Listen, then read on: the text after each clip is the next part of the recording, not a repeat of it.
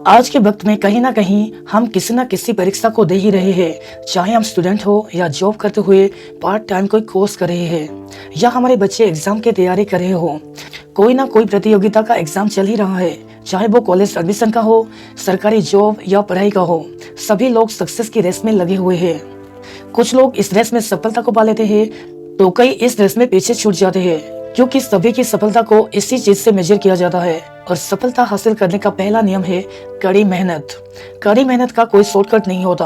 अगर आप अपने हर एग्जाम में सफल होना चाहते हैं तो आपको अपना बेस्ट देना होगा। यह सभी छात्रों के लिए काफी महत्वपूर्ण है, क्योंकि हर रोज प्रतियोगिता की रफ्तार बढ़ती जा रही है। आजकल की दुनिया में प्रतियोगी परीक्षा के लिए जो प्रतियोगिता चल रही है, हमें भी उसी हिसाब से तैयारी करनी चाहिए, नहीं तो हम बाकियों से पीछे रह जाएंगे। इसलिए हम आज इस समरी पर बात करने वाले हैं किसी भी परीक्षा को पास करने के 15 टिप्स। इस समरी को देखने के बाद आप कोई भी परीक्षा क्रैक कर पाएंगे।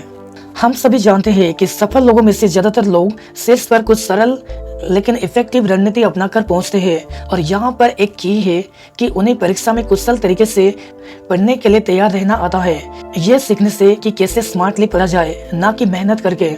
इसलिए आज यहाँ पर हम ऐसी 15 टिप्स के बारे में आपको बताएंगे जिससे कोई भी परीक्षा पास किया जा सकता है। नंबर 1, मार्केटिंग स्कीम को समझें। इससे पहले कि आप परीक्षा देने के नजदीक आइए, ये बहुत महत्वपूर्ण है कि आप ये समझें कि किस तरह मार्क्स बनते हैं। हो सकता है आप पाए कि जिस एग्जाम में आप बैठे हैं उसके 75% नंबर आपके एकेडमिक ईयर के आखिर में से आए, जबकि बाकी के आपके शिक्षक द्वारा बताए गए कोर्स वर्क और पूरे साल के आपके द्वारा किए गए प्रोजेक्ट से आए हो।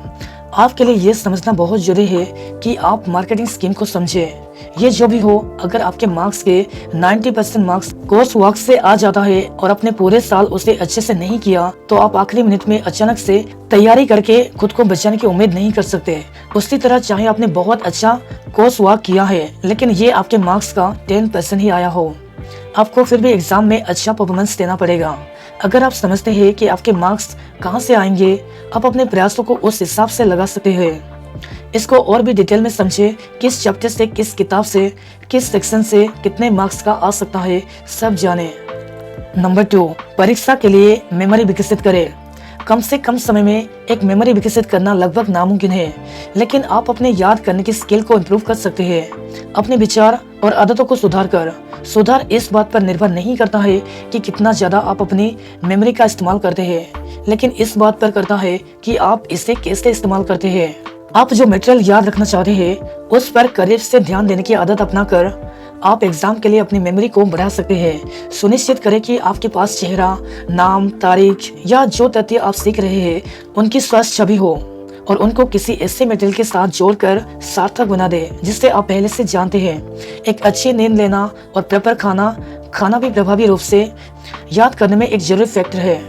नंबर 3, सीखते वक्त जितने ज्यादा संभव हो सके उतने ज्यादा इंप्रेशन पाने की कोशिश करें। वो करें जो आपके लिए काम करता है।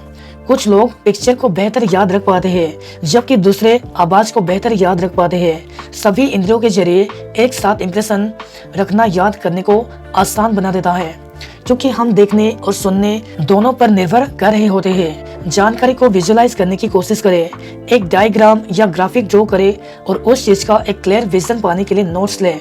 नंबर 4, अपने आधे अध्ययन सत्र में सिर्फ पढ़ने पर ध्यान दें और अगले आधे में सक्रिय रूप से उस चीज पर कुछ करने पर जो आपने सीखी है। नए नोट्स लिखिए और कनेक्शन ढूंढने की कोशिश करें या प्रॉब्लम सॉल्व करने की कोशिश करें। आपका एग्जाम पास करने के लिए जितना जरूरत है उससे ज्यादा पढ़े, ये इसके लायक है। और प्रैक्टिस से यह साबित हुआ है कि 50% ज्यादा पढ़ने का मतलब है 50% ज्यादा याद रखना। दरअसल एक हफ्ते के समय में यह पाया गया कि लोग जो ज्यादा समय पढ़ते हैं वो उन लोगों से 6 गुना ज्यादा याद रख पाते हैं जिन्होंने इससे मोटा मोटा कवर किया है। नंबर 5, एक अध्ययन स्थान से ना चिपके रहे।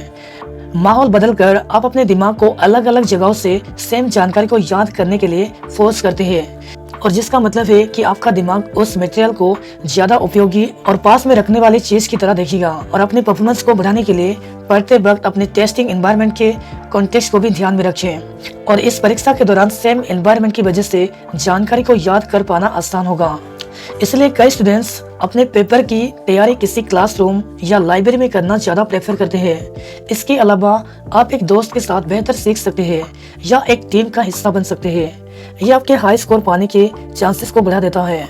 नंबर 6, अपने अध्ययन स्थान को व्यवस्थित रखें। अपने टेबल के ऊपर फैली सभी फालतू चीजों को हटाएं। सुनिश्चित करें आपकी रोशनी सही जगह हो, आपकी कुर्सी आरामदायक हो और आपको पर्याप्त ताजी हवा मिल रही हो। शुरू करने से पहले जाने की कौन सी चीज आपके लिए काम करती है और आपके स्टडी स्पेस को ज्यादा से ज्यादा आरामदायक बनाती है। जैसे कुछ लोग बिल्कुल साइलेंस में बेहतर काम कर पाते हैं, जबकि कुछ बैकग्राउंड में म्यूजिक प्रेफर करते हैं। नंबर 7, डिस्ट्रैक्शन को दूर भगाएं। अपने सभी सोशल नेटवर्क, मोबाइल ऐप्स और कंप्यूटर गेम्स को पढ़ाई के दौरान दूर रखें। अगर आप नोटिफिकेशन चेक करने या मैसेज के रिप्लाई करने की ग्राहक का विरोध नहीं कर पाते हैं, तो ऐसी एप्लीकेशन ढूंढें जो इस ध्यान भटकाने वाले सोर्स को कुछ वक्त के लिए ब्लॉक कर दे। आप अपने सभी फोन नोटिफिकेशन को भी बंद कर सकते हैं या फोन को फ्लाइट मोड में डाल सकते हैं। नंबर 8, अध्ययन को अलग अलग सीजन में विभाजित करें। क्या आप अपने पढ़ाई के मटेरियल को बार बार पढ़कर एक रात में ही सब कुछ सीखने जा रहे हैं? ये काम नहीं करने वाला। वास्तव में ये मदद से ज्यादा आपका नुकसान कर देगा। इससे बेहतर है कि वक्त से पहले सब चीजें प्लान की जाए।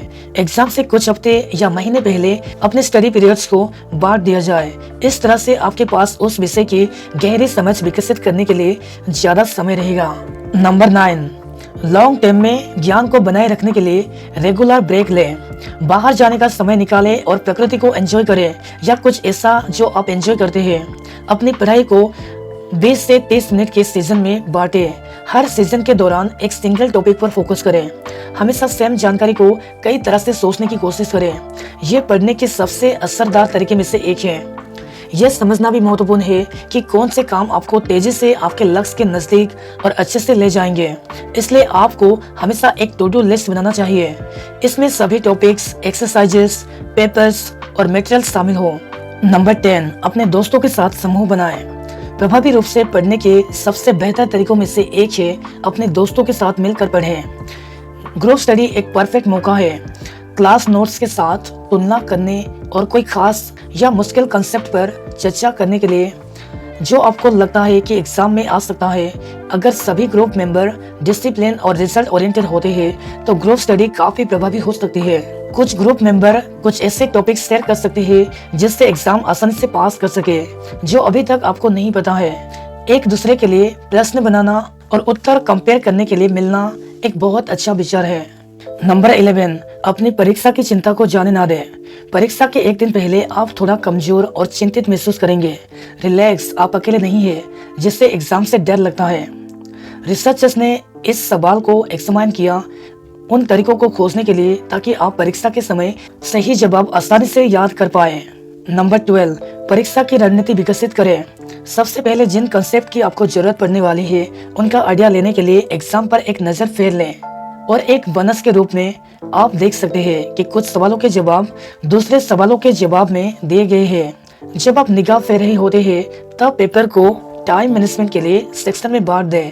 ये पता लगाने की कोशिश करें कि कौन सा हिस्सा सबसे ज्यादा या सबसे कम समय लगा और अपना समय उसके अनुसार व्यवस्थित करें। निर्देश को छोड़कर अपना समय ना बचाएं क्योंकि कभी कभी उनमें हिंट छिपे होते हैं।